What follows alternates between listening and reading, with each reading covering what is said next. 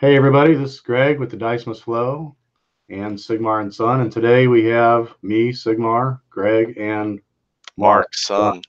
Yeah. Man, it's been a while since we've done a show, probably 3 months. Yeah, 3-4 months, something like 3 or that. 4 months. It's been kind of hectic. Mark was finishing up school, and so first off, news and intro.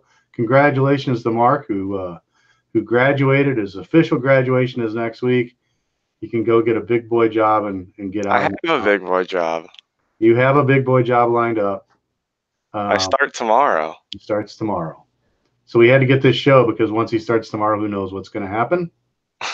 And so, yeah, so that's it. We're excited about that. I'm really excited because I already wrote the last check for college. Yes. So, Thank you. Anyway, today we're going to talk about, there's been so much news and everything since we've done a show. And to be honest, there's been a ton of coverage. So, the new Gits or Gloomspike Gits. Gloomspike Gits, the goblins. I guess I'll just give us some quick reactions to these. Those look pretty cool. If I had to do anything there, I would be doing maybe a squig cavalry army. Probably kind of sounds the coolest to me. Just kind of dipping my toes in the water. Trolls. Trolls look pretty good. Trolls look the coolest. Trolls look cool. I have some river trolls. But anyway, that's that. I guess working backwards, Mark, what was the other things that were released? I guess the one thing is that in this month's White Dwarf, they did come out with new rules for Skirmish. I think it's something we're going to cover in a show in the future because we did play some skirmish before, found some problems with it. I think that this one is probably, obviously better than the previous one. And but I really do wish they would just kind of do a full kill teamish view thing for. I think the consensus of people, maybe this is just people hoping, so they're thinking it's the consensus, but the general consensus I've heard of like listening to shows and stuff is this is a testing. These new skirmish rules are, I guess, testing ground for a hopeful new Mordheim or AOS kill team like thing to come out later this year. We can hope. We can hope. I don't know. It didn't seem to be significantly different. It pretty much just uses the scrolls that they have.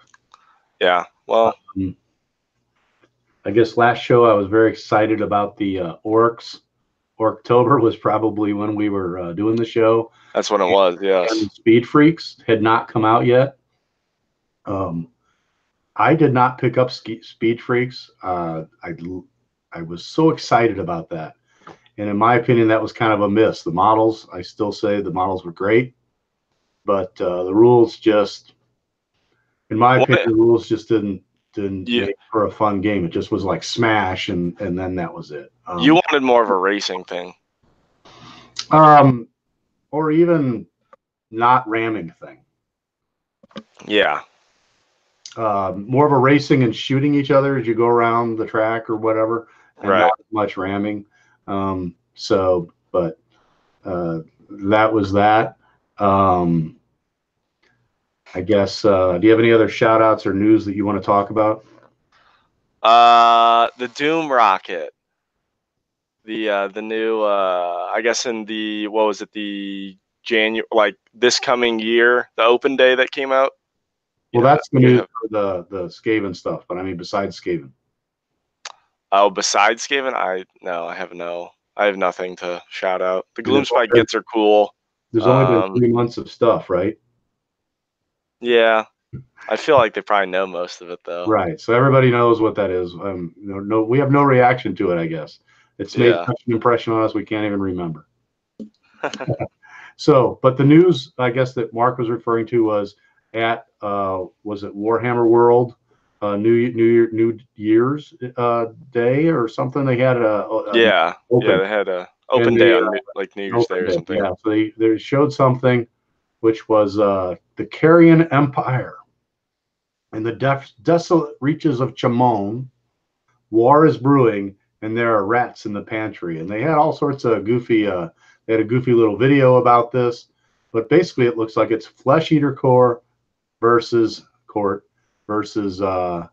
Skaven Scryer specifically. Skaven Scryer specifically. Do you have that picture you want to show? Yeah, I've got it here too, but you got these two are new models. This guy is specifically amazing. This is the Doom Rocket. You know that for sure, or you're just speculating? How do I lock it's how do you lock on? I think you got it. Yeah. I know specifically because it says the former is a mighty mortar and okay, who cares about the Iron Ghoul King? While the latter is a demolitions expert armed with a Doom Rocket.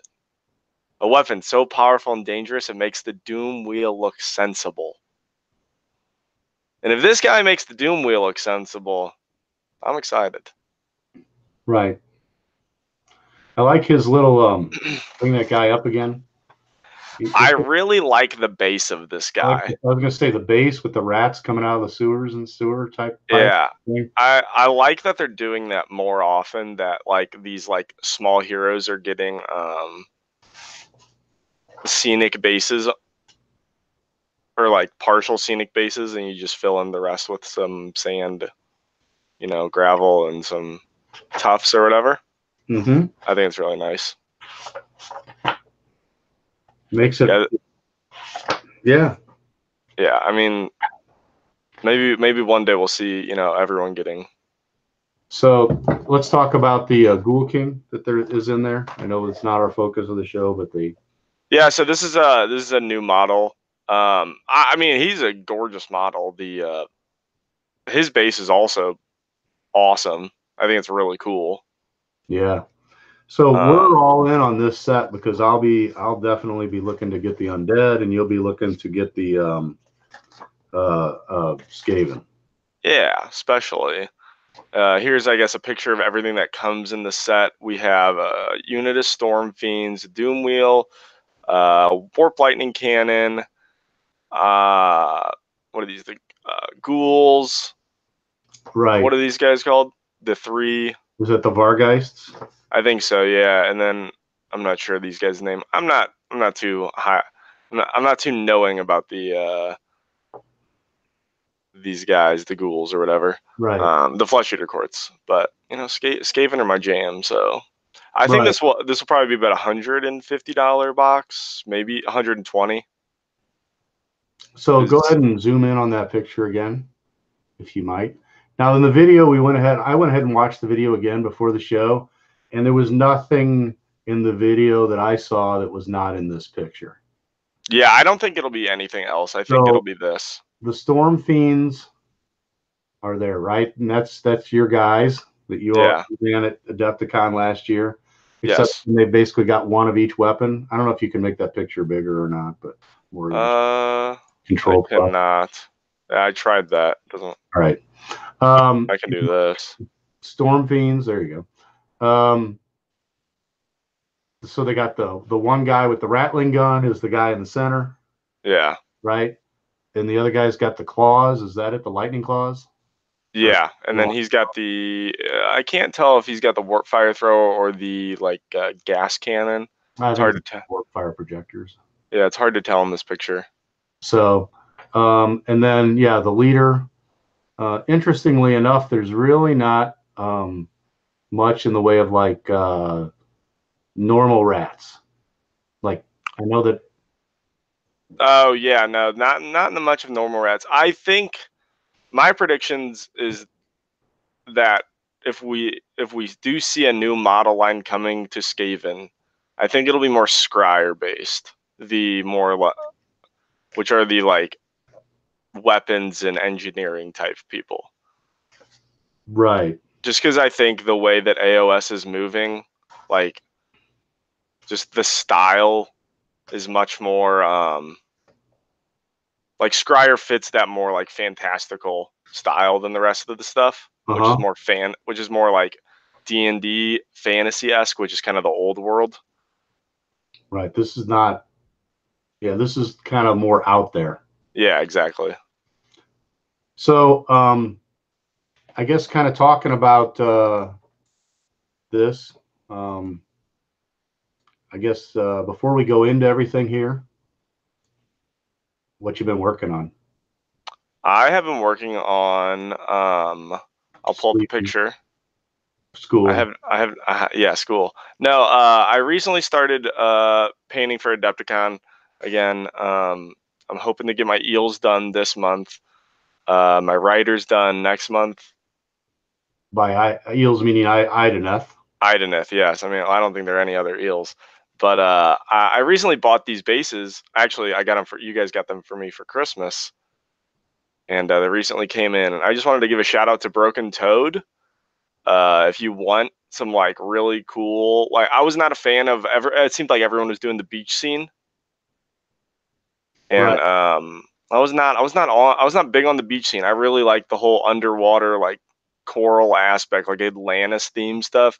And I found these bases on Broken Toad, and you get a set of 5 of these for like $15.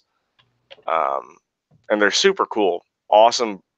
They're really nice quality when they came in. I was very surprised. So I'm going to be looking to paint these up here soon. Yeah, I mean, they were incredibly detailed and incredibly smooth, if that makes any sense. I mean, they were not, I've done some stuff with some other companies, resin miniatures that, and they've been pretty rough.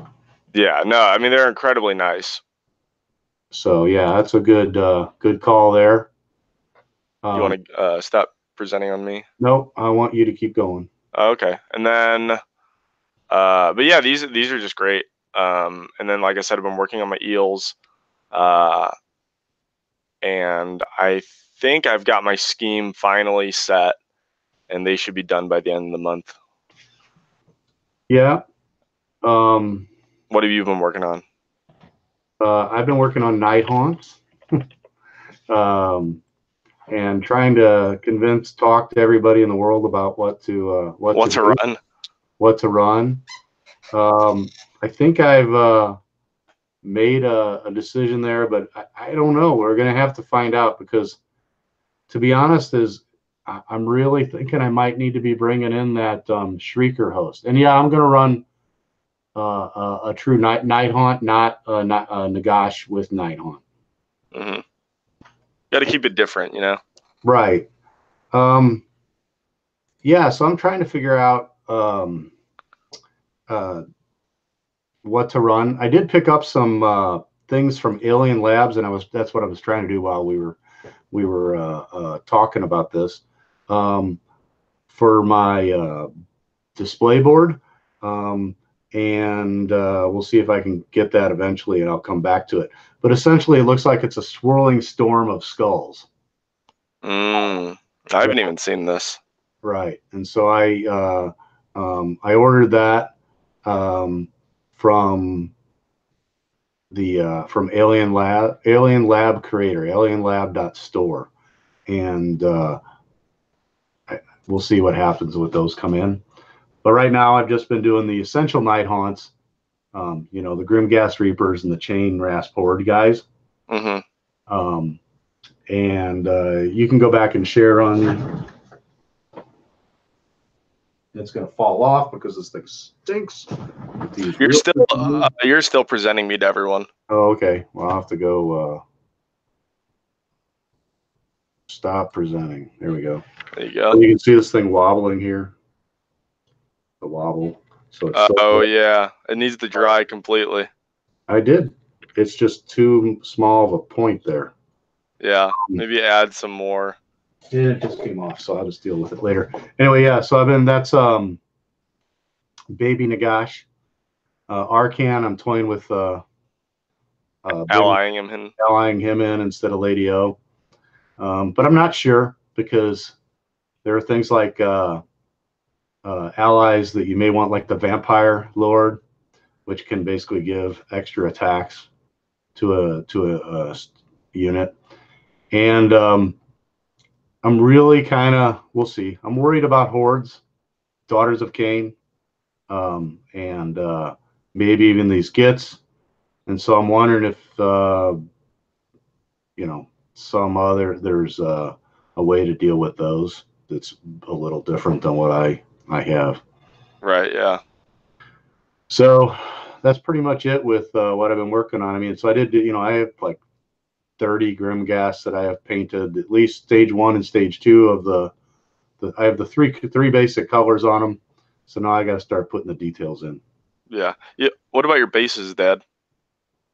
The bases. Oh yeah. Yeah. So do I have one up here? I probably don't. I've been 3D printing like crazy. So basically I found some bases, which are cobblestone bases. And I should show those, but if you have 3D, and I've been 3D printing these cobblestone bases, and then they are, I've been using the PLA, which is glow in the dark. And so then I'm kind of putting the kind of in the cobblestone, kind of to make it a little bit of green, and then a light green dry brush on top of the edges and stuff.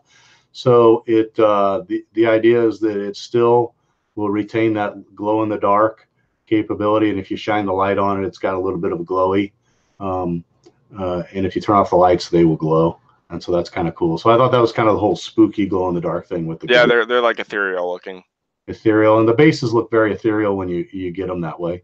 Yeah. So yeah, that was I've been printing 100 or something bases. So yeah, there's like the whole like table downstairs filled with them.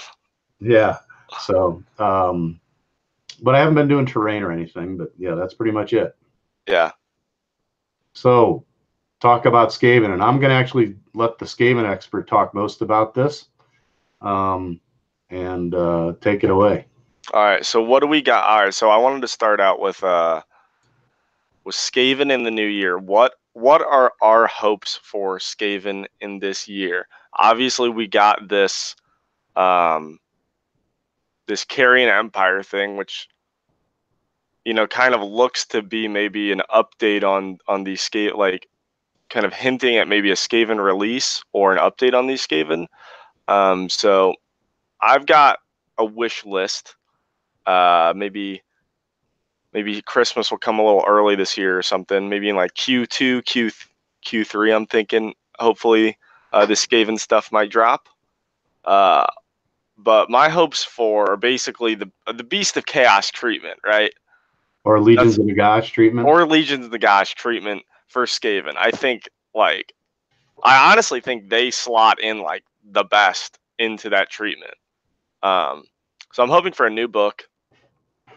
Basically putting all of the Skaven factions together. So you have Scryer, Pestilence, Eshin, and Verminus are the 4. Excuse me, I'm a little sick.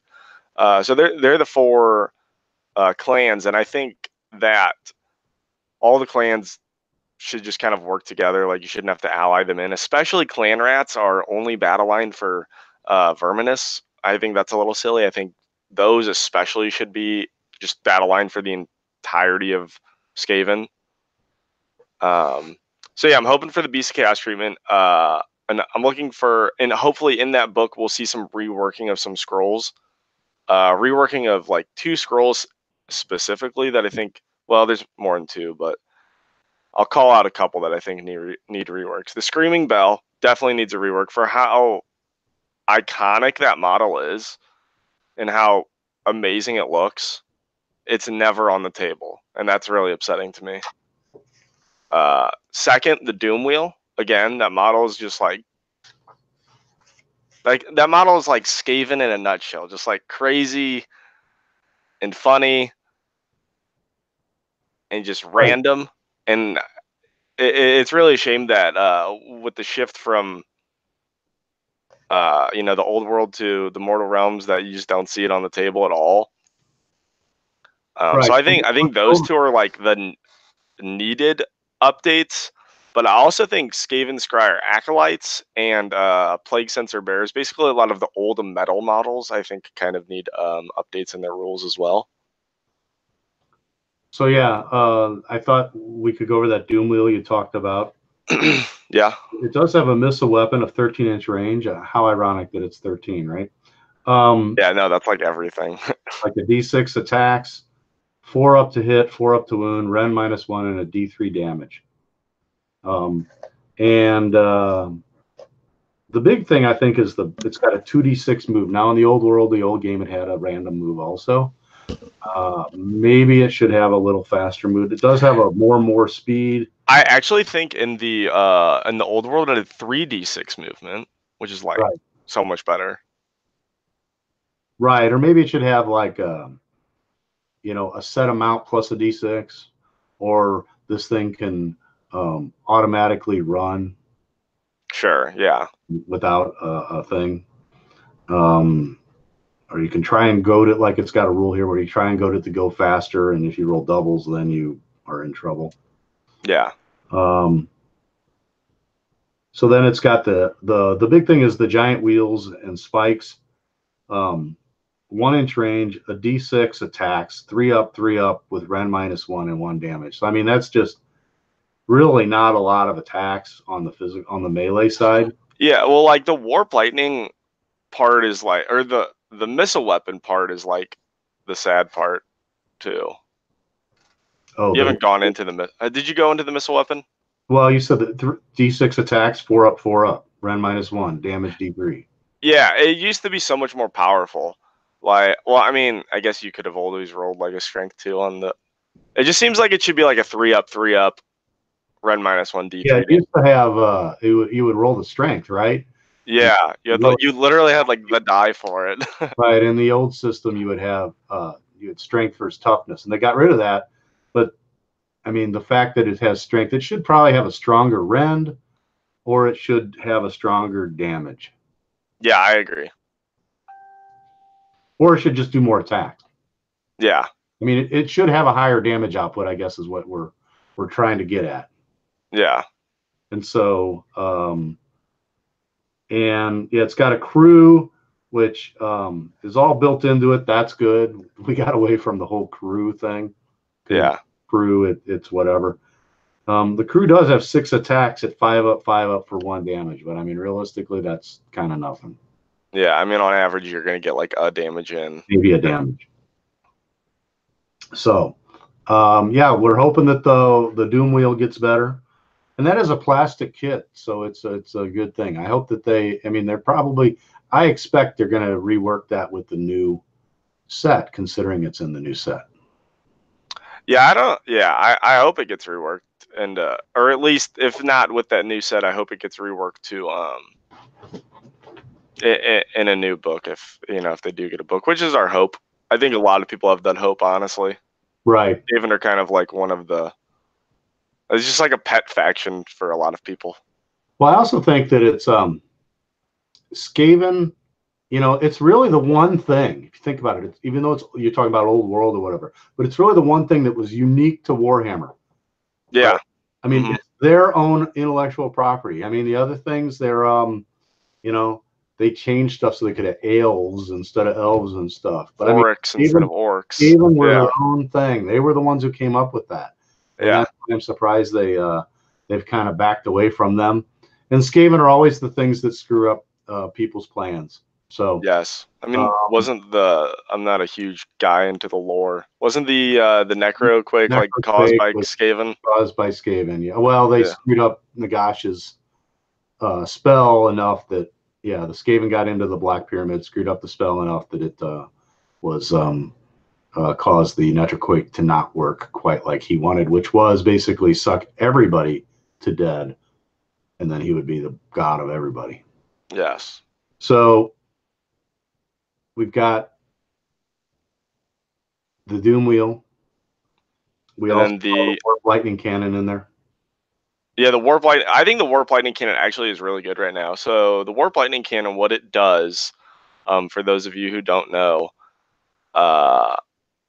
basically it auto hits something, and you basically say, I pick that unit. I believe it's a 24-inch range. Yeah, I got it open up here. So it's 24-inch range. And you basically say, okay, I'm picking that unit, and then you roll a power die. So you roll a d6, and then say I roll a 4. I then roll 6 d6s. Every 4 or greater I get that many mortal wounds on that unit. Right. So it can kind of be like really good if you roll like a 1, you just get like auto d6 mortal wound something. If you roll a 6, you're like gonna get a wound maybe. But I don't think it's that bad because on average you're gonna get like 3 wounds out of it, 3 mortal wounds on a shot. Right. But it's Now, not a lot of shots. I mean, yeah, it's 1 shot. and I guess I don't know the cost though. 100, and I have it up actually right here. And it gets a bonus to being shot at.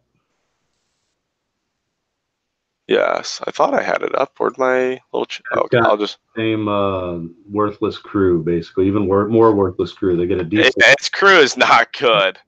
It costs 180 points. Ooh, okay. Which I think is a little high. It's a little high. I think that if you were able to use the Warpstone Sparks on it, that would work out well. If you're not like into the warps, if you don't know what the Warpstone Sparks are, basically they can add 1 damage to any of like a model's damage characteristic, but technically this doesn't have a damage characteristic to it, so that's why. So Not able to use it. I guess the one thing I would like to see in a combined book is I'd like to see clan rats just be made battle line for everybody. Yeah, I think that's like the number one thing that has to happen. Like first off, you can't make your allies can't be your battle line. Right. So that just like makes allying and clan rats so sad, kind of. Right. Doesn't work. Yeah, because like you're just like, oh, okay, I have to take these battle line, and then I also have to ally in these clan rats, because like clan rats just give you the bodies if you don't have them. Like in Scryer, having clan rats be your battle line would be so nice. Right. And the other thing I think I'd like to see is, I don't know how to describe this, but right now they say, what is it? It's 20% is your limit on battle on. Oh yeah. So I'd like basically, even though the Skavens to be able to ally in other Skaven at a much higher percentage. Well, I mean that kind of like you don't really need that if they just make clan rats like battle line, because that's usually the thing that like you're putting in. Usually, otherwise you're putting in like hero models and stuff. Right. I guess I'm just saying you could have like 40%. I mean, like also flavorfully, thematically, it makes more sense, right? Right. So yeah, go on. Oh, I was just saying I would like to see, either clan rats be battle line across for everybody, and just be able to mix the stuff better, be able to do a better mishmash of them, and I guess that would require the keyword rework. Yeah, you really need a whole. You just need the Beasts of Chaos and/or Legions of Nagash treatment. So we can hope for that book. I think personally they're the best candidate for it, and I do think it'll come out this year. Actually, Right. The prediction. Yeah. I would like to see endless spells for Skaven. That's my that's my next on this list. I've got my wish list. I don't know what type of endless spells you could do. You could have like a traveling warp lightning endless spell, because they're all about that. You could have like a skittering horde of rats, like as like a giant like wall type thing. Like Well, the they did that grave. with spiders. They kind of did that with the spiders. Yeah, exactly. I mean, similar idea. But yeah, I'd like to see stuff like that for Skaven if they get a new book too.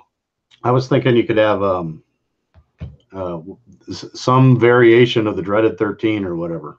Yeah, that would be cool too. The like thing that hits the thing and then destroys and turns models into. Yeah, if it destroys, X amount of models, it turns X amount of models into rats. Right. Yeah. A blazing comet, as good as blazing comet, but turns them into rats. That's what we want. Yeah. Well, that'd be cool.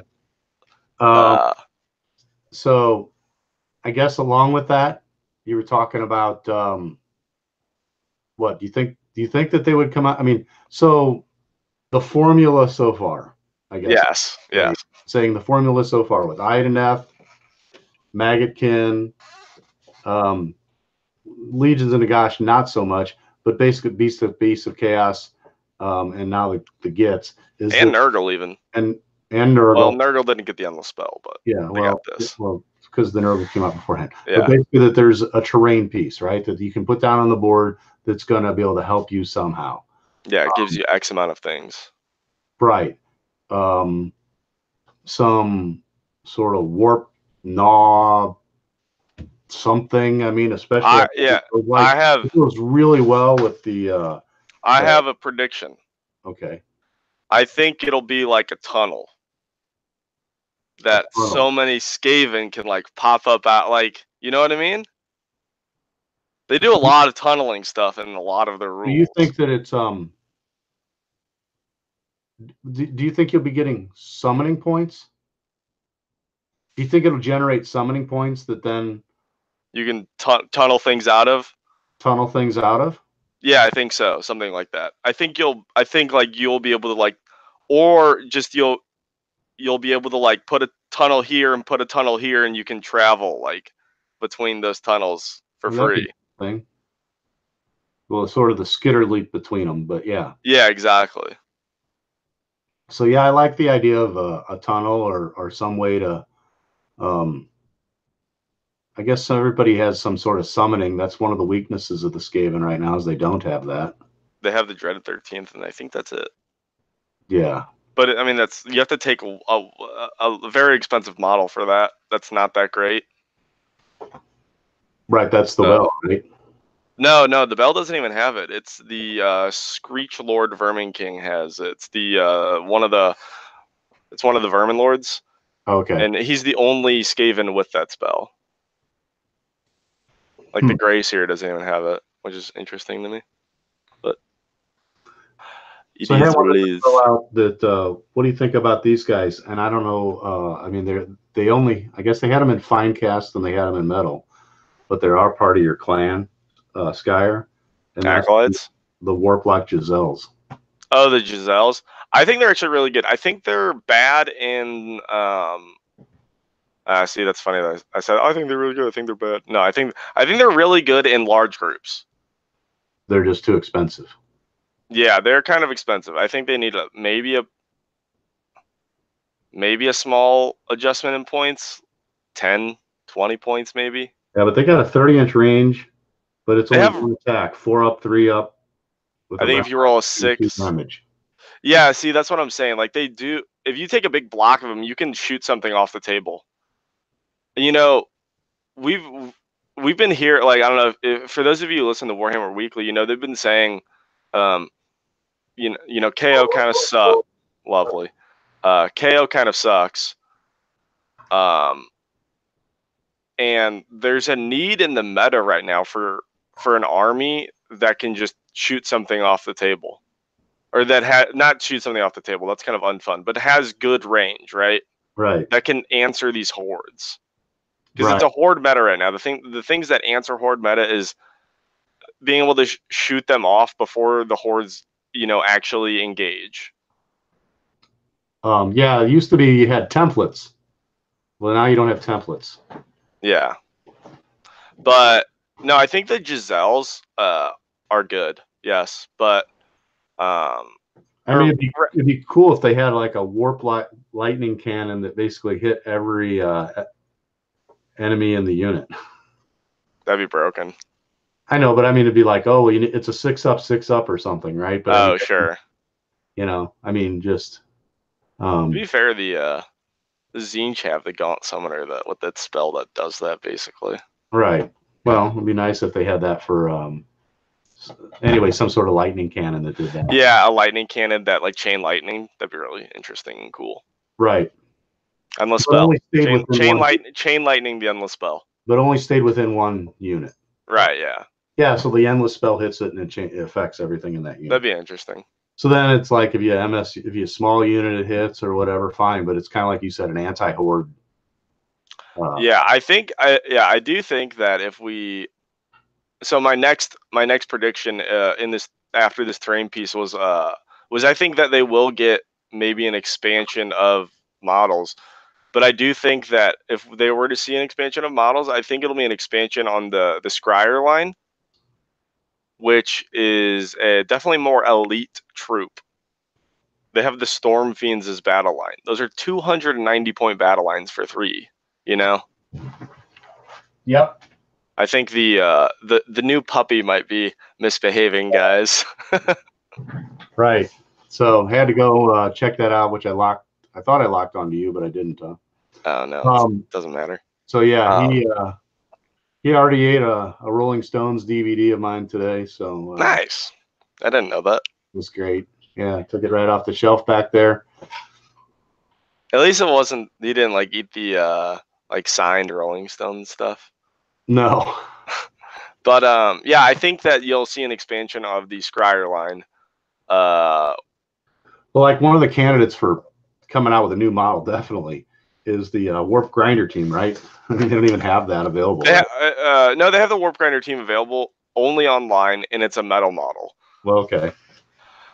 A candidate for a new model would be the Warp Fire Thrower, which you only can buy in the Island of Blood, which is really annoying because they're super good. And the Rattling Gun team. The Rattling Gun team is metal. Yeah, there's so many metal model, so many teams that they could update. That they could update the rules to, and it would really add some new life into this army. The little Doom Flare, the little mini Doom Wheel. That guy's actually kind of cool. Not rules wise, but model wise, he is. Model wise, it's cool. Yeah. Yeah. Unfortunately, the weapon teams are all kind of crappy. They just don't work like how they used to. You know, being able to add them into. Yeah, let's talk about your favorite model to put together. My favorite model to put together? Arch Warlock. Oh yeah, no. I couldn't even do it. I literally for Adepticon last year, I had my dad put together this model because I literally couldn't do it. It didn't go together. I swear to God. Right. You know what? You're going to work on some things for me, Spirit Hosts, because I'm really challenged with Spirit Hosts. The metal. I think you said you had to bend the metal, right? I had to do a lot of bending of metal and gap. Yeah, no, it was just not that could see it. Although that model built correctly, Vince just painted up one, and it looks amazing. Yeah, it actually holds its It actually is a good looking model. Yeah, I asked him how he actually got the thing to put together. How did he get the thing to go together? Because it was time, I guess. Yeah, and I guess, yeah. It helps it when you paint like 10 hours a week or 10 hours a day or something like that. He said. So yeah. So yeah, that's kind of like our hopes, I guess, for the for Skaven in this new year. Right. Do you have anything you want to add to that? I think we kind of. Yeah, is there something totally new you think that they might do, or do you think like a new Skaven clan? A new Skaven clan or something? I hope. Or do you think that they would? I think they could do it, but I don't want them to. I want personally, I want an expansion of the Scryer line. That's my favorite clan. I think it's the coolest clan. And it seems like they have done the most with the Scryer clan. It has easily the best rules. It's like not even close. Well, yeah, and it's come out.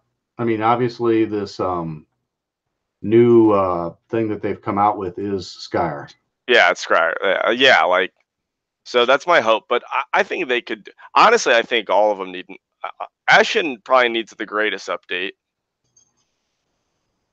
Right. But I just don't think that's feasible. You'd have to have that'd be a whole new release rather than like an update. Mm-hmm. So I don't think that's like what they're looking to do with Skaven at this point. I think it's more of like, let's update it. People already have, probably so many models for this army that when we can just bring some new life into it. That it'll make it Blood, which had lots of clan rats and stuff. But so that the clan rats were plenty, and people had lots of boxes of clan rats too. So yeah, I think we probably have like I think including our unbuilt clan rats, we probably have 200 clan rats. Yep. Lots of clan rats. But yeah, I think those are kind of our hopes, our predictions. Definitely need some reworking of some scrolls, which will happen. When a book comes out, that's just how it goes. I think, of course, it's going to be the Skaven, which are going to break open the prison for Slaanesh, right? Oh, that's how that's going to work. Yeah, they're going to rescue Slaanesh. Well, they're not going to rescue, but they're going to somehow drill into the prison and let him escape. I could see it. I'd be okay with that. Everything that goes wrong in the Warhammer world, it's because of Skaven. They screw up everybody's plans. Yeah, that's true. Fun fact. Okay. This is the only thing of lore that I really do know. The Skaven created this against Ideneth. They sewed a bunch of animal parts together, got in it, and then floated down to the Ideneth area to attack them. It was pretty cool. So that's your Skaven fun fact of the day. So where do the storm not storm? Well, there's storm fiends. Not fiends. Storm. I don't know, the guys that are the armored up rats. Oh, crap. Storm vermin. Storm vermin, yeah. How do the storm vermin fit in? Are they? I think they are just worse than clan rats for their points. But I meant they're a different clan. Yeah, they're verminous. I think those guys also could just be put in any army. I honestly think so. They're just rats with armor, like chainmail. It's not like they're a specialized unit. You know what I mean? Right. But I mean, I'm just kind of flipping through the book here. The things that were the Hell Pit Abomination, that used to bring fear to people, right? Oh, you know what? That totally could also use a reworking, because it kind of sucks for its points. Right. Well, I mean, not even its points. It's not even that good. Yeah, I mean, it's just there's there's a lot of stuff that needs updating from when they made AOS. All these Skaven were made, and they just some of them need updates. They're just not as right. And I mean, the other problem is kind of lackluster. The only place you can get the scroll is in this Grand Alliance book. That's it, basically. Well, they want you to. I think they're just porting most things over to the phone app. Is their plan idea. That might be, but I'm just saying, there's no. You can get the scrolls in, online when you look at buying the models. Right. But even in, so you said, the app is pretty much it. So. And you got to go buy this book and basically have a whole list of everything that's not worthwhile.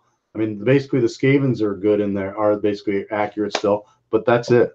So, 1/4 of this book at most is useful.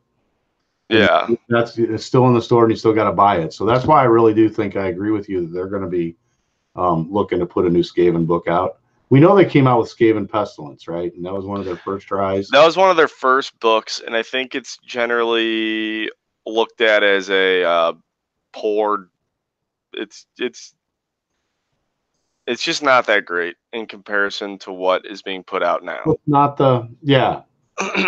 and so it was the first book before they basically did the AOS 2 and the I think they were saying that Maggotkin was like the first book that they were really. I kind of think They got like right. it is the first book that they really got right, and was like expected to be played under the new rules because they Yeah. had the Well, summoning Pestilence was like one of the first books they period. put out when AOS came out. Like when they Right. switched over to this new thing, like Pestilence books was like one of the first books. Right. So it's just not. It's just kind of outclassed by all the other books. Right. So they need a piece of terrain. They need some endless spells, maybe. I don't know. And they need some updates on some more. They need updates in the War Scrolls because the beast, the Legions of Nagash beast treatment, where some of these guys have better synergy. Yes, exactly. But the Skyer, is it Scryer? I can't pronounce it. I say Scryer, but it could be Skyer. Whatever you ran at Adepticon is still pretty powerful as far as just bringing it on the board, right? Yeah. So you want to move on to Sure. So we're hoping for all these things, but what if you guys want to play Skaven right now? We're gonna talk about some of our favorite war scrolls right now, but after that kind of hot take on what we like, we're gonna give you basically 3 competitive army options. Two are more competitive than one of them, but that's okay. The dog is being a naughty guy again. Well, bottle cap. Nothing too bad. Lovely. So yeah, let's talk about some of my favorite war scrolls. I Okay. think my personal favorite war scroll in Skaven is the Vermin Lord Deceiver. I'll pull that guy up right now.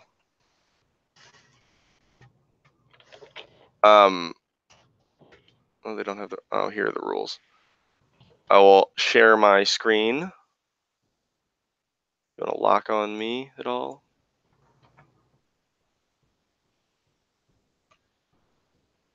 There you go. All right. So here's what the Vermin Lord Deceiver does. He is pretty good for his points. I believe he's 300, maybe he's 320. But the thing I like for him the most is this ability right here, the Skitter Leap ability. The Vermin Lord Deceiver, or one of his minions, vanishes in a puff of smoke, only to reappear, basically. So the Skitter Leap has a casting value of 3, so don't snake and you cast it. If you cast it, you can choose this model or another Skaven hero from your army that's within 13 inches, shocker, and you can set it up 6 inches away from an enemy model. And then that's its movement. So this gives you like a ability to teleport, and generally you probably just teleport this guy, because he is really good. So you teleport him 6 inches away, and then you're still able to charge, which is pretty powerful. You need to roll a little less than average to be able to charge in. His command ability is kind of useless, but generally, you're looking to ally this guy in under the current rules because he is Eshin, so he only goes in like the Eshin clans otherwise. So you have to ally him in, and generally I'll ally him in when I'm playing Verminus. Scryer, unfortunately, just doesn't have the points to ally him in, and you'll see that when we get to our first army. But yeah, he's got the damage table, but he's got 12 wounds. He's got a 12-inch move undamaged, save 4 up, 10 bravery. His missile weapons are pretty good. He's got 3 up, rend -1, D3 damage. His stilettos have a -3 rend, which is really high. I don't. How many -3 rend weapons are there? Barely any. I think there's one, what they call it, the Sword of Japan or whatever, right? I mean, that's pretty much not really much.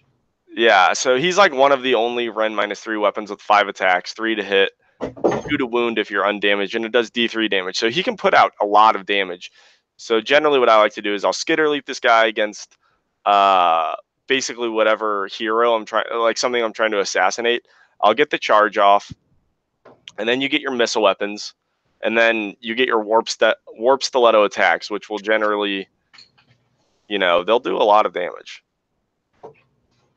5 attacks, 3 up to hit, 2 to wound, Ren -3, D3 damage. You can one round some, like, if you get lucky, you can one round some big monsters with this guy pretty easily. Yeah. What are you talking about? You were talking about the warp sparks or whatever. Do you want to do that later, or? Yeah, we'll talk about that in the Scryer army, just because That's a Scryer thing. That's only a Scryer thing. Yeah. Okay. Yeah, so this guy is definitely one of my favorite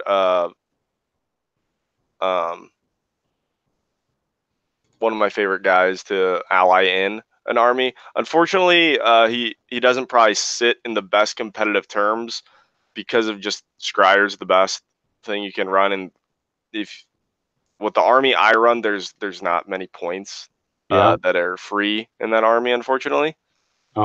So, but he's still a great war scroll, I think. Awesome to also put in a mixed chaos list. Really good in a mixed chaos list. You can just throw him in and like Skitter Leap.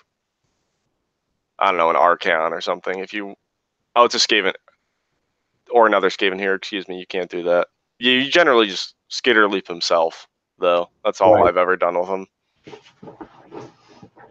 So somehow I've managed to get it to where I've only can lock on you or me.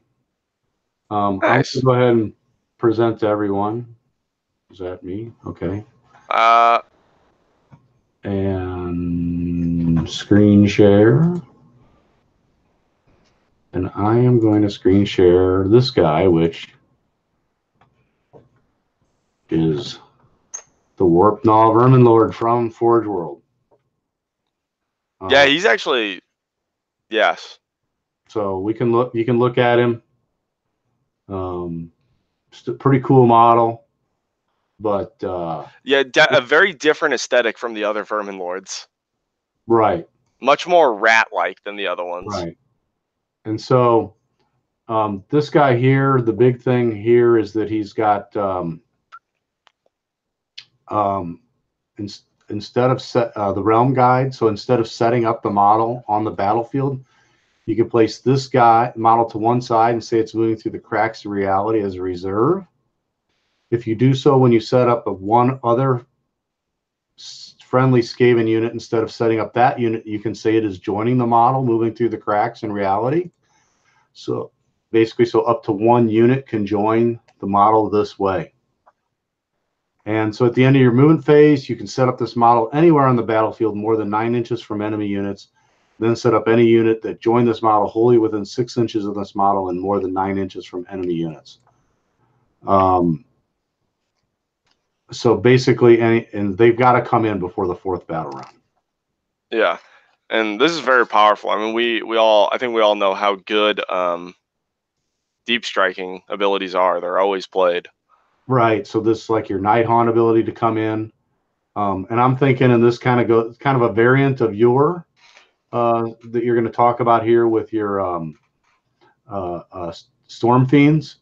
Yeah. Storm Fiends off with him, popping up and then wreaking havoc. Yeah, or even just a giant mob of rats that otherwise might get shot to death before they reach their target or something would be also. It also has a unique thing here, the Splinter Screech. Casting value of 5. Pick one enemy model within 12 of the caster. Roll a die. If the roll is equal to or greater than the model's wound characteristics, it's slain. And so that's basically pull out the banner guy. Yeah. And kill him. Or depending how your unit somebody has deployed an Age of Sigmar 2 now, if in the battle shock phase, if the units are more than an inch apart from each other, that part of the unit, so like if you have a chain, that part of the unit is destroyed. So like if somebody has a chain of units, you could pick one guy out in the middle of that chain. Yeah, and get kill one guy and then kill half of the guys. Right. or so if somebody basically piled in poorly or something like that, you could pick one model and do that. You know, and or like I don't know. Well, it has to be the wounds, but like you know, like I'm thinking like remember like I played a lot of you know, Tomb Kings, and if you had like the 3 chariots next to each other, and I had this happen in a game where basically I had one of the chariots that was in the middle was the one that ended up took a wound, and then it had to take the rest of the wounds and died, and it automatically killed the other one because you had this gap between them. Yeah. So if you had like a cavalry unit to do that, you know, especially like you know, low wound cavalry with like 2 wounds each, or Yeah, something, you can kill off others just by hitting one in the middle. one of them. And so that's my hot pick for that guy. Yeah. I think we had some other hot picks written down, but I think we'll probably just go over them in the army, these armies that because they're in the armies that we're going to go over. These 2 were the ones that. Yeah, and we're pushing an hour, so. Yeah, so yeah, we'll just run in. So next we're going to talk about. I built 2 lists that are purely Skaven lists that I think are probably the 2 best competitive lists that you can play if you do want to play Skaven right now. And then my dad built a list that is allying in some Skaven for some extra wounds and oomph to his army. So let's start with the first one, and that is my personal take on. I think it is the number 1 option to play if you want to play pure Skaven, and it is Scryer. So I'll share my screen, and I've got my list right somewhere. Oh, here they are. So here is my my list for Scryer. So we'll kind of just break it down by the most important things. So first we have these 3 battalions. It's actually just 1 super battalion, which is Clan Scryer, which is the super battalion. And these are actually engine covens that fit in underneath this battalion. And Clan Scryer basically says you have to have 2 engine covens to make up an entire Clan Scryer. So this is actually a 1-drop army. 2-drop. No, I switched it to 1-drop actually. Warp lightning cannon. No, it's actually 1-drop. Okay. So basically, the Archspark Voltic says you have to have a Warp Lightning Cannon and a Warlock Engineer in your army, and that's it. And the Goutfire Scorch says that you have to have that you can have a Warp Grind. It says it has to have 3+ Storm Fiends, 1 Warp Grinder weapon team, and a Warlock Engineer, and X amount of Warp Fire Thrower teams. 1+ or whatever. So we have all these conditions met, and then the overarching Clan Scryer, you have to have at least 1 Arch Warlock in your entire army. So we have that up here. So I can kind of just go ahead and we'll break down how the Goutfire Scorch clan works. So basically, this engine coven allows you to say that your Skaven are burrowing. So when you deploy, you just say, okay, they're burrowing.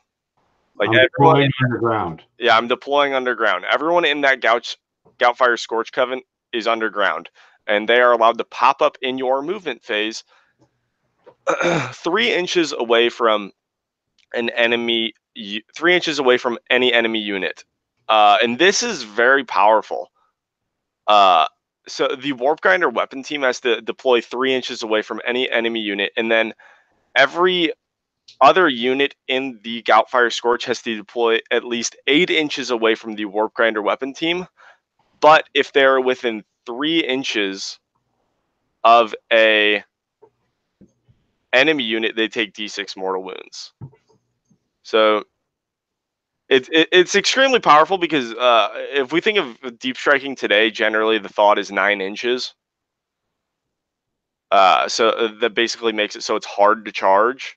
But these guys just allow you to pop up 3 inches away, which is kind of absurd. And But they take a little damage if they do. no. They take a little more damage if they pop up more than 3 inches away. Okay. Or I mean, excuse me, less than 3 inches away. So if you pop up 2 inches away, you take D6 mortal wounds. You have the dog, nice. Right.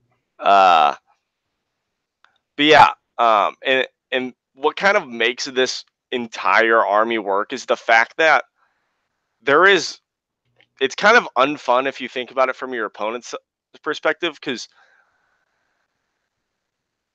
what we're looking to do with this army is basically not roll dice. It's mortal wound spam. It's mortal wound spam. The Storm Fiends we're gonna have all 9 equipped with the Warp Fire projectors, and if you guys want to figure out how to equip all your Storm Fiends with Warp Fire projectors, we have a video for that, and my dad will put that in the description later on. Okay. And yeah, but basically anything with the Storm Fiends have a thing where it's like anything within 8 inches you can pick. Each Storm Fiend does 2 D3 mortal wounds. They auto hit, auto wound. You just have to roll the wounds. So if you think you're going to be going up against like a big Nagash, you could one round Nagash pretty easily with this list. Like on average, your Storm Fiends will dish out 36 mortal wounds for the 9 of them in the round. Your Warp Fire Thrower teams will deal a D6, or they will deal a D3 mortal wounds from 8 inches away. So then you have those guys dealing. So all in all, you'll deal 36, 42 mortal wounds just with the Gout Fire Scorch Coven in the shooting phase, which is extremely powerful. And that's kind of like the linchpin of this army. Is just like popping up, murdering everything in the shooting phase, and then charging in and getting the rest of the stuff. Right. So this edge case, try and table your opponent, because if you don't, with scenarios that require you capturing objectives. Yes, you. So that's kind of like the strength of the army, just being able to pop up and kind of murdering anything you ever want to. It does have a weakness to hordes. If you're going up against a horde army that has 200 wounds, we're only able to deal so much, and then they can kind of scatter, where this army does not have much chase power to that. We only have what, 20 something models. Yeah, once they pop up. Yeah, once we pop up, it's kind of like we don't have much reach of threat after we pop up. So this is definitely an elite army. It is very good. It's a 3 to 4 3 to 4 wins in a 5-round tournament. You're definitely going to be fighting for that 4th and 5th win. But against unexperienced, I don't want to say that. Against players that are not deploying correctly, you're definitely going to get some free wins, because you'll just pop up and kill everything they've ever loved. Right. Well, they have to have seen this before, I guess. Yeah. So. But yeah, this is definitely just one of the best lists for Skaven, I think. This is like, I really wouldn't change anything about this list. You've got 20 extra points if you want to throw in like a Soul Shackles or whatever. You can throw in a 20-point endless spell if you want. I didn't, because I just was gonna say you guys can leave that up to you. Right. And then in this army, you also get something called Warpstone Weapon Sparks or something like that. Warpstone Sparks. And you can use these to basically recast a spell that you failed casting. So re-roll a casting roll. add 1 to a damage characteristic. And note, you cannot add 1 to the damage characteristic of any of your shooting stuff in this army for the Storm Fiends, the Warp Fire Thrower team, or the Warp Lightning Cannon, because it technically doesn't have a damage characteristic. I've actually done that on accident to someone, and I was talking about it, and then someone was like, oh, you can't. And this is like first when we started playing. So that's how I learned, unfortunately. So sorry, guy out there, that I accidentally cheated you. But note, you cannot do that. And the Arch Warlock actually is kind of a melee boss. So if he gets into melee, he's actually kind of okay to fight. But you're going to probably be using those to recast spells. Can you use them for dispelling? No. No. Okay. Yeah, I know, right? That'd be quite fun. That'd be good. That would be really good, yeah. And you basically have a better the Warlock Engineers have a better Mystic Bolt, not Mystic Bolt, Arcane Bolt in this army. It does D6 mortal wounds instead of D3, but if you fail your casting roll, you also take mortal wounds. So it's like there's kind of like a weigh your options there, but it's generally just better too, because I think it only has a casting value of like 6. Warp Lightning has a casting value of 5. Pick a visible unit within 18 inches, and they suffer a D3 mortal wounds.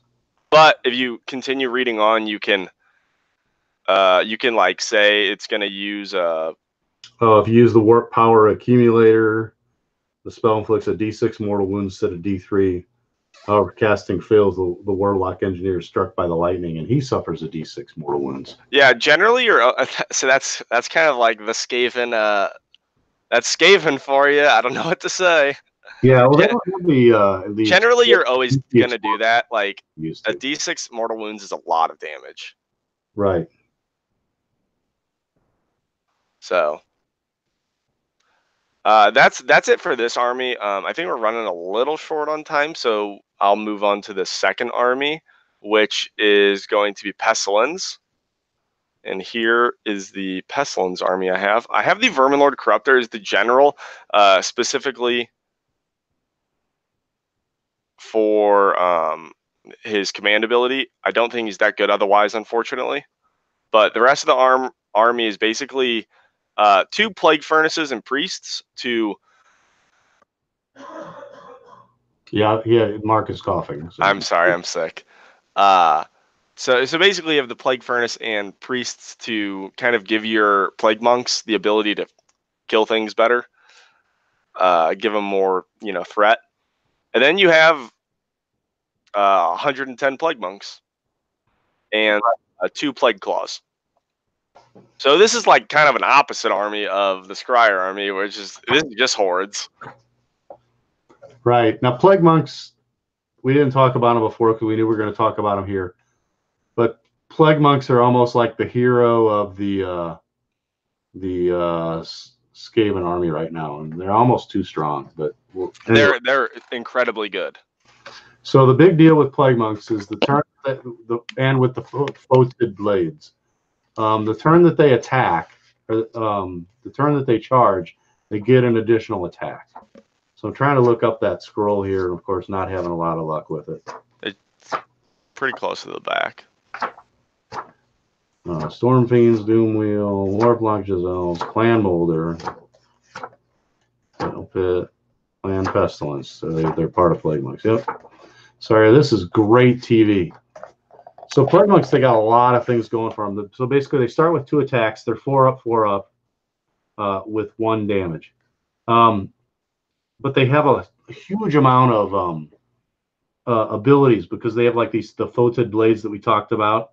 They got the Frenzied Assault on the turn which they charge. They get 3 attacks instead of 2. They got a Plague Scroll once per battle. You're pulling it up. They can pick an enemy within 13 inches of the bringer of the word until your next hero phase. You can reroll all wound rolls of 1 against that unit. You got a Book of Woes, which is once per battle in your hero phase. You can release a Stinking Blast of Disease Fury. Roll a die for every unit within 13 inches. On a 4 or more, the unit suffers a mortal wound, and Nurgle units are only affected on a 6. that's kind of there. But the Icon of Pestilence, the Contagion Banner, the Doom Gong, and the Bale Chime are the ones that are really more important. The Pestilence guy, and the thing is, you can have all of these in here because it basically says a unit of, basically says they may have. It doesn't say you can only have one of these banners. So they end up with all of these in here. Yeah. So the Icon of Pestilence, when a Plague Monk is slain, roll a die on a 6. The attacking unit suffers a mortal wound. The Contagion Banner, you can contain one or more. Well, you can use the power to bless the weapons until your next hero phase. Whenever you roll a 6 or more to wound for the unit, roll an additional die on a 6. The target suffers an additional mortal wound. And as you saw, Mark, you have a unit of 40 Plague Monks hitting. I mean, if you hit them with them all on a charge, that's 120 rolls. So 1/6 of those, you're going to get an additional. You're going to get 10 additional mortal wounds, right? That's the math, right? Right. No, it's less than that. Well, you're going to get 1/6 of them and then another 6th. I think that's right. 6 out of the 120. Oh yeah, no, I was right. Yeah. So a Doom Gong is subtract 1 from the run or charge rolls of all enemy units within 12 inches, and that comes into play. I've seen it happen. The Bale Chime, if a unit includes 1 or more Bale Chimes, this is an important one here. Clamor causes an enemy's armor to rust and rot. Each wound roll of 6 or more you roll when attacking is resolved with a Ren characteristic of -1. And so you're getting these Contagion Banner, basically firing off on a 6, and the Bale Chime firing off on a 6. Right, yeah.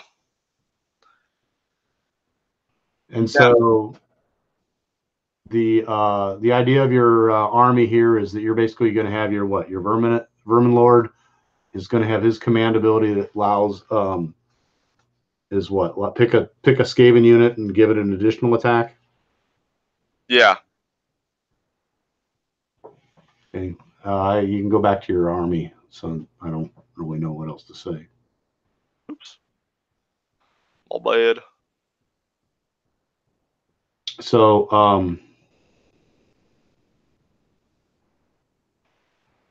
and then your plague claw, your furnaces.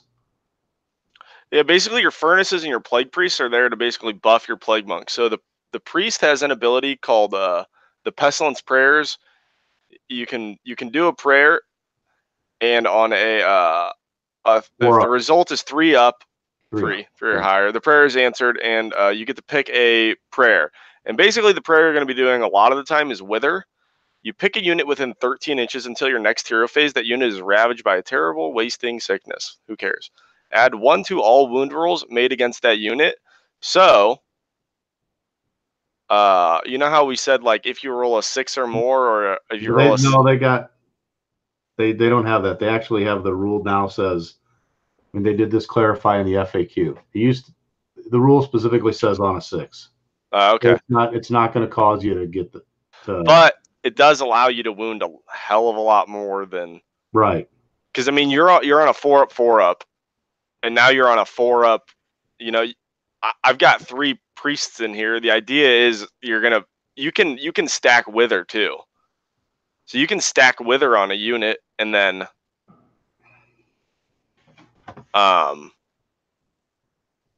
you can stack Wither, and you'll basically every time you hit, you're gonna wound. Also, they just have to roll the save. A pretty funny comment out there. Cody Bailey said, "Coughing while talking about plague monks is true for the narrative." That's true. I've been infected. I am pestilent. Yeah. So, and then you got the just the cannons, right? The plague paw catapults that. Yeah, the plague. Yeah, so those are good against hordes. They do more damage against things that have more than a group of 10 in them. They're kind of in there for filler points. You could honestly take those out and ally in the Vermin Lord Deceiver, perhaps, if you wanted to. But I thought they were good enough to keep in there. So, but it's the plague monks and the priests are kind of the linchpin of this army. Basically just charging in all your plague monks and dealing massive amounts of damage with wither stacked on them. right. Plague furnace also can buff your plague monks. So, and the corruptor also buffs your plague monks. Right. So, in this whatever time, we're going to go to our third army, which you have. Which I have, which I'm going to share here. And this is more of a Nurgle army with plague monks in it. It's kind of a variant I ran of one here in St. Louis at a tournament, did pretty well with. But the idea, won with her, right? I think I came in second. Won best to general, but not overall because my paint was not great on these guys. So yeah, basically what we're doing here is we're basically taking the Glotkin, and Glotkin's got the command ability that his command ability is that basically everybody within a certain range, and I forget what that range is, but it's like 14 inches or something. Every unit within that range, and it's not wholly within, it's within, gets an additional attack. So he's going to pop that, and as you can see, we are going to have we got 2 units of 40 plague monks fully loaded, and a unit of 40 chaos marauders with the axes and shield. And so basically we're gonna just pop this, and all these guys are going to be getting an additional attack. So much like Mark had his Vermin Lord guy giving an additional attack to one of the units of plague monks, Glotkin's going to give it to all of these guys. Yeah, this is honestly just a better version of the Pestilence list. But there's no other way to say it. Right. And so, and then the thing is, we found this. You tried to run Pestilence the next day, kind of at that tournament. And you know what really makes this list go is the Nurgle, the tree, the feculent Gnarl Maul, the ability to run and charge. Basically, let those plague monks get into combat. Yeah, very fast. Very fast, and they basically have no save. So you pretty much got to turn 1, get into combat, or they're just going to be blown up. So that is the thing. The Chaos Marauders, they do have a bit of a save, so you can kind of push them at the people that that might maybe don't have rend, but might be able to save. Your Chaos Warriors here are really just Nurgle marked Chaos Warriors that are there for battle line. And I guess I was going to say the Chaos War Shrine, if I can find it. I'm going to click over to you, so I don't have to watch me do that. The Chaos War Shrine. They did lower its points, and the big deal with that guy is he doesn't necessarily work for the Plague Monks, but there's a lot of mortal in this list also. And so just taking a look at that guy, we'll go over here and take a look at him. So the Chaos War Shrine, the big thing is that here is that roll a die each time a mortal model from your army suffers a wound or mortal wound while they're within the range of the War Shrine Protection of the Dark God's ability, which is up here, 9 inches, 7 inches, or whatever. So all of your Chaos Warriors, your Marauders, and everybody else in this army, including Glotkin, he's mortal, are going to get this extra save. So it's basically a 6-up ward save. So and then basically Nurgle, you're going to get to do a prayer for him, and basically you can re-roll. If you get the prayer, you can pick a unit that's mortal Nurgle, so it's going to be your Marauders. You can maybe take, I know this was Skaven strong, but you might have 2 units of big units of Marauders instead of 2 of the Plague Monks, but the Plague Monks just do so much more damage. But you can re-roll wound rolls of 1 for your the guy you pick, so you put that on your Marauder unit, and they can. No, you can re-roll wound rolls of 1 for anyone, But if they're a mortal Nurgle, they can reroll all failed wound rolls. Oh, much better. I'm sorry, I was misreading that. So yeah, you can put this on your reroll ones for your plague monks, or you can reroll all failed wound rolls for your marauders. And the Glotkin has that spell that really ups the staying power of any horde. Yeah, so the Glotkin spell, he has I forget the name of it, but he has a spell that essentially doubles the wound characteristics of a model within a range of him, and he this is really powerful, especially with those plague monks. I keep saying especially with the plague monks, but basically I'm going to look at the Fleshy Abundance spell. And the Fleshy Abundance says that pick a friendly unit within 14 inches, add 1 to the wound characteristics of all models in that unit until your next hero phase. So now that unit of 40 plague monks has 80 wounds instead of 40. Yeah, so if, theoretically, if your opponent were to deal 20 wounds, only 10 are going to die. Right. If you did 20 wounds, the only 10 are going to die. And yeah, and I had that happen in our tournament a lot. That tournament game that I had a lot, that a lot of the plague monks would be out there. I only had 1 unit of 40 of them, but they would hit and do a ton of damage. And then on the swing back, I wasn't losing that many like you would expect. Yeah. So, yeah, that's basically the unit. It's Glotkin to pump it up. Oh, and by the way, there's a whole what in there? There's the general, fat boy, the big fat boy, the great unclean one, which we gave him a thermal rider cloak, which adds 4 to his movement and makes him fly. So that is kind of a problem with this unit. If you came across, you don't have any flying other than this. So if you come across something that's going to ground you, you're in trouble. Also, the bell allows all your Nurgle guys to get into, like, as if the running and charging isn't enough. The bell also gives them extra movement. 3 extra great unclean one. Yeah. Right. Yeah. So so you're going to get run and charge because of if you're next to the normal, if you're next to the great unclean one, within range of the great unclean one, you're going to get 3 extra inches of movement. And so the point of this army is that it's going to be able to move across the board fast. The great unclean one's going to be able to fly to get to where he needs to be. You never thought you'd heard of that of a Nurgle army, did you? He's going to be a pestilent breath, which gives it a little bit of shooting, quote unquote. When I ran this at Siege World in St. Louis, I actually didn't run a great unclean one, but I ran just a Demon Prince of Nurgle, and which is 160 points. Might be something you want to look at because he's basically got a 3-up save now with 3-up. Feel no pain or whatever it is. No, just 3-up save. Oh, okay. It's rendable, I guess. But then I put the whatever Night Haunt ethereal thing on him. Yeah. So he had to be mortal wounded to death. And then finally, I took up with this unit. I ended up at 1930, which leaves you 70 points, or actually at 1900 points is what we talked about.